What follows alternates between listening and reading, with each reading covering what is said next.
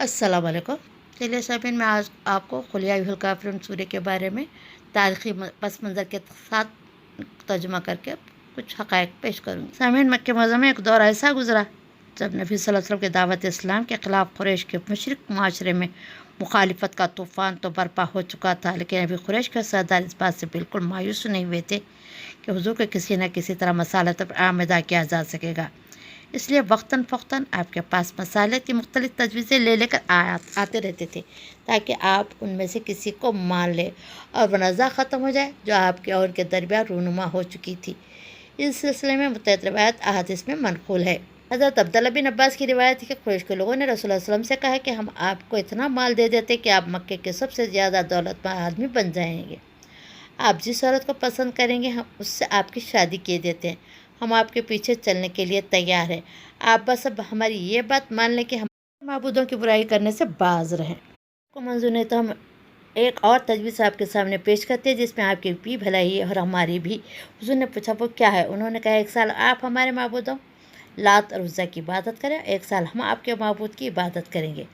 हुज़ूर ने फरमाया, अच्छा ठहरो मैं देखता हूँ मेरे रब की तरफ से क्या हुक्म आता है। सामीन, इसका ये मतलब नहीं कि रसूलुल्लाह सल्लल्लाहु अलैहि वसल्लम किसी वजह तर्जे भी इस तजवीज़ को काबिल कबूल किया, माने काबिल गौर भी समझते थे।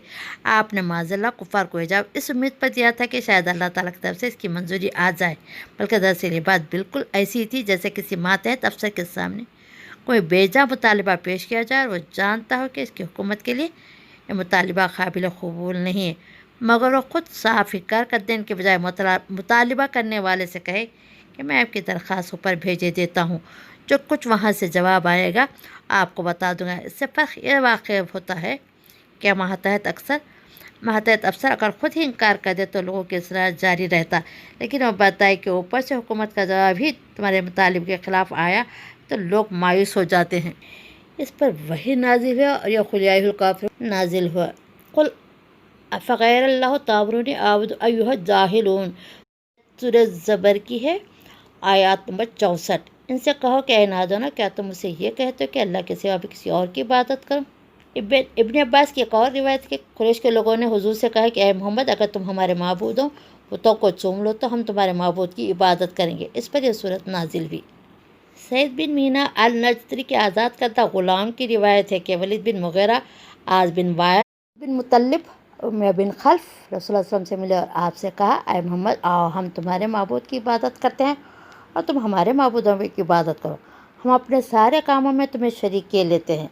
अगर वो चीज़ जो तुम लेकर आए हो इससे बेहतर हुई जो हमारे पास है तो हम तुम्हारे साथ इसमें शरीक होंगे और अपना हिस्सा इससे पालेंगे। अगर वो जो चीज़ जो हमारे पास है उससे बेहतर हुई तो तुम जो लाए हो तुम हमारे साथ इसमें शरीक होगे, इससे अपना हिस्सा पालोगे। इस पर अल्लाह ताला ने वही नाजिल फरमाई। कुल या अय्युहल काफ़िरून। इब्न हरीर, इब्न अबी हातिम, इब्न हिशाम ने भी सीरत में इस वाक़े को नक़ल किया है।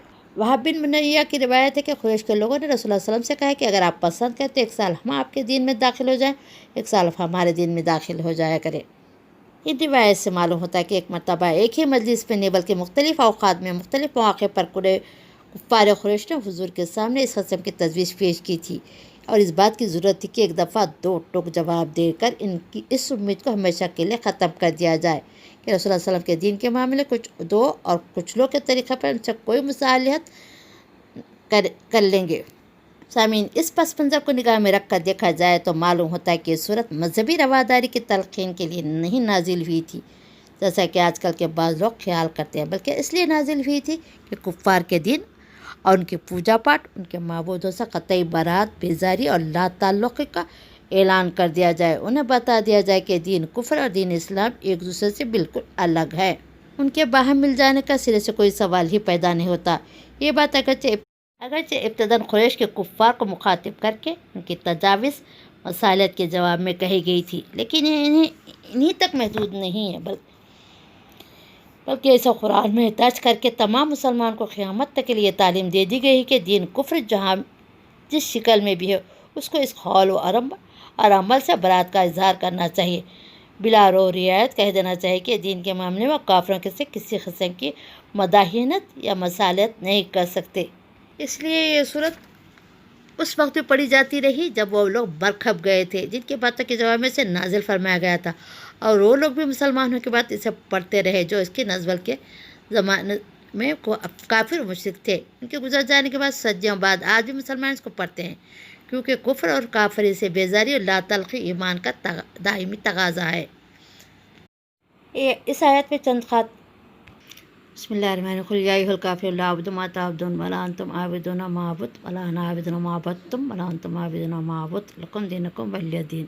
کہہ دو کہ اے کافرو، میں ان کی عبادت نہیں کرتا جن کی عبادت تم کرتے ہو، نہ تم اس کی عبادت کرنے والا جس کی عبادت میں کرتا ہوں، نہ میں ان کی عبادت کرنے والا جن کی عبادت تم نے کی ہے، نہ تم اس کی عبادت کرنے والا جس کی عبادت میں کرتا ہوں۔ تمہارے لیے تمہارا دین اور ہے میرے لیے میرا دین ہے۔ حکم آگے چاہے نبی صلی اللہ علیہ وسلم کو دیا گیا ہے کہ کافروں سے بات صاف صاف کہہ دیں، لیکن آگے کا مضمون بتا رہا ہے کہ ہر مومن کو وہی بات کافروں سے کہہ دینی چاہیے جو بات کی آیات میں بیان ہے، حتیٰ کہ جو شخص کفر سے توبہ کر کے ایمان لایا ہو، اس کے لیے بھی لازم ہے کہ دین کفر اس کی عبادت اور معبودوں سے اس طرح اپنے برات کا اظہار کر دے۔ بس لفظ قل کہہ دو کہ اولین مخاطب تو رسول اللہ صلی اللہ علیہ وسلم ہی ہے، مگر حکم حضور کے لیے خاص نہیں بلکہ آپ کے واسطے ہر مومن کو پہنچتا ہے۔ کافر کا لفظ کوئی گالی نہیں ہے تو اس آیت کو مخاطبوں کو دیکھیے، بلکہ عربی زبان میں کافر کے معنی انکار کرنے والا، نہ ماننے والے ہیں، ان بلیور کے ہے، اور اس کے مقابلے میں مومن کا لفظ مان لینے اور تسلیم کرنے والے یعنی بلیور کے لیے بولا جاتا ہے۔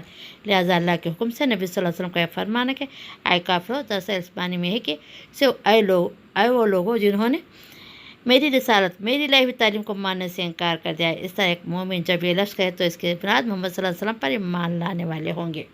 اس زبان کافروں کہا اے مشرکوں نہیں کہا، اس لیے مخاطب صرف مشرکین نہیں بلکہ وہ سب لوگ ہیں جو محمد صلی اللہ علیہ وسلم کو اللہ کا رسول اور آپ کی لائی ہوئی تعلیم و ہدایت کو اللہ جل شانہ کی تعلیم و ہدایت میں نہیں مانتے، خواہ وہ یہودی ہو، نصارہ ہو، مجوسی ہو یا دنیا بھر کے کفار مشرکین ملاحدہ ہو۔ اس خطاب کے صرف قریش یا عرب کے مشرکین تک محدود رکھنے کی کوئی وجہ نہیں ہے۔ سامعین، قرآن مجید میں بھی بعض کو صاف صاف کہا گیا ہے کہ اللہ کی عبادت صرف وہ ہے جس کے ساتھ کسی دوسرے کی عبادت کا شائبہ تک نہ ہو۔ انسان اپنی بندگی کو بالکل اللہ کے لیے خالص کر دے۔ وما امروا الا ليعبدوا الله مخلصین لہ الدین حنفاء۔ لوگوں اس کے سوا کوئی حکم نہیں دیا بلکہ وہ بالکل 100 ہو کر اپنے دین کو اللہ کے لیے خالص کر کے اس کی عبادت کریں۔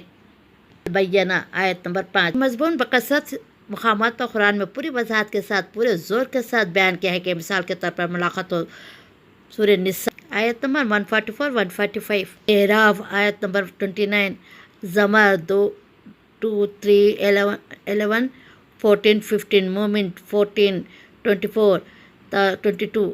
یہی مضمون ایک حدیث میں ہے بیان کیا ہے کہ جس میں رسول اللہ صلی اللہ علیہ وسلم فرماتے ہیں اللہ تعالیٰ کا ارشاد ہے کہ میں سب سے بڑھ کر ہر شریک کی شرکت سے بے نیاز ہوں۔ جس شخص نے کوئی عمل ایسا کیا جس میں میرے ساتھ کسی اور کو اس نے شریک کیا ہو، اس میں سے میں بری ہوں۔ وہ پورا کا پورا عمل اس کے لیے جس کو اس نے شریک کیا۔ بس در حقیقت اللہ کو 2 یا 3 یا بہت سے خداؤں میں سے ایک قرار دینا، اس کے ساتھ دوسروں کی بندگی مسجد کرنا ہی تو اصل کفر ہے، جس سے وہ اظہار برات کرنا اس صورت کا مقصود ہے۔ یہی اعلان برات، اظہار بیزاری اس صورت کے بعد نازل ہونے والی مکی صورتوں میں پے در پے کیا گیا ہے۔ چنانچہ سورہ یونس میں فرمایا کہ اگر تجھے چھٹلاتے ہیں تو کہہ دے کہ میرا عمل میرے لیے ہے اور تمہارا عمل تمہارے لیے، جو کچھ میں کرتا ہوں اس کی ذمہ داری سے تم بری ذمہ ہو، جو کچھ تم کر رہے ہو اس کی ذمہ داری سے میں بری ہوں۔ آیت نمبر 41۔ پھر آگے چل کر اس سورہ میں فرمایا گیا کہ اے نبی کہہ دو کہ لوگوں، اگر تم میرے دین کے متعلق ابھی تک کسی شبہ میں ہو تو سن لو کہ اللہ کے سوا تم جن کی بندگی کرتے ہو میں ان کی بندگی نہیں کرتا بلکہ صرف خدا کی بندگی کرتا ہوں جس کے اختیار میں تمہاری موت ہے۔ آیت نمبر 104۔ سورہ شعراء میں فرمایا اے نبی اب اگر یہ لوگ تمہاری بات نہیں مانتے تو کہہ دو کہ جو کچھ تم کرتے ہو اس میں سے میں بری ذمہ ہوں۔ آیت نمبر 216۔ سورہ سبا میں فرمایا ان سے کہو جو حضور ہم نے کیا ہے اس کی باز پرست تم سے نہ ہوگی، جو کچھ تم کر رہے ہو اس کی کوئی جواب طلبی ہم سے نہیں کی جائے گی۔ کہو ہمارا رب ایک وقت میں ہمیں اور تمہیں جمع کرے گا اور ہمارے درمیان ٹھیک ٹھیک فیصلہ کر دے گا۔ آیت نمبر 25 اور 26۔ سورہ زمر میں فرمایا ان سے کہو اے میری قوم کے لوگوں تم اپنی جگہ کام کیے جاؤ، میں اپنا کام کرتا رہوں گا، ان قریب تمہیں معلوم ہو جائے گا کہ کس پر رسوا کن عذاب آتا ہے اور کیسے وہ سزا ملتی ہے جو ٹلنے والے نہیں۔ آیت نمبر 39-40۔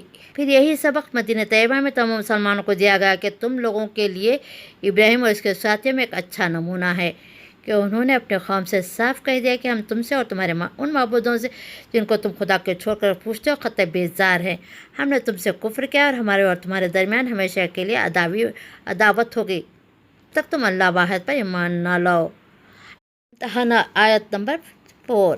قرآن مجید کی ان پے در پا توضیحات سے شبہ کی گنجائش تک نہیں رہتی کہ لکم دینکم ولی دین کا مطلب یہ ہے کہ تم اپنے دین پر قائم رہو، مجھے اپنے دین پر چلنے دو، بلکہ اس طرح کی بات ہے جیسے سورہ زمر میں فرمایا گئی کہ اے نبی ان سے کہو کہ میں تو اپنے دین کو اللہ کے خالص کر کے اس کی بندگی کروں گا، تم اسے چھوڑ کر جس کی بندگی کرنا چاہتے کرتے رہو۔ آیت نمبر 14۔ اس آیت سے امام ابو حنیفہ امام شافعی نے استدلال کیا ہے کہ کافروں کے مذاہب خواہ باہم کتنے ہی مختلف ہو لیکن کفر ہے بحیثیت مجموع ایک ہی ملت ہے، اس لیے یہودی عیسائی کا اور عیسائی یہودی کا اس طرح ایک مذہب کا کافر دوسرے مذہب کے کافر کا وارث ہو سکتا ہے اور ان کے درمیان نسب یا نکاح کسی سبب کی بنا پر کوئی ایسا تعلق ہو جو ایک کی وراثت دوسرے کو پہنچانے کا متقاضی ہو۔ برخلاف اس کے امام مالک، امام اوزاعی، امام احمد اس بات کے خیال ہے کہ ایک مذہب کے پیرو دوسرے مذہب کے پیرو کے وراثت نہیں پا سکتے۔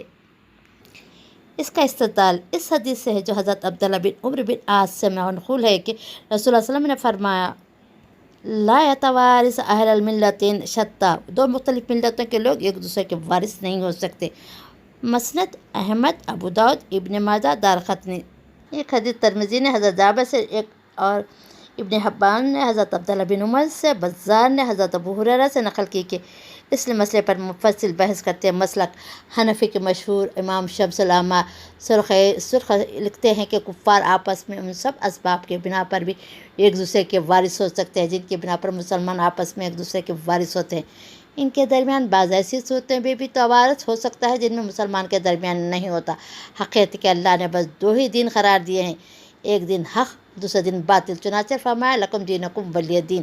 اس نے لوگوں کے دو ہی فریق رکھے ہیں، ایک فرق جنتی ہے اور وہ مومن ہے، دوسرا فرق دوزخی ہے اور بحثیت مجموعی تمام کفار ہیں۔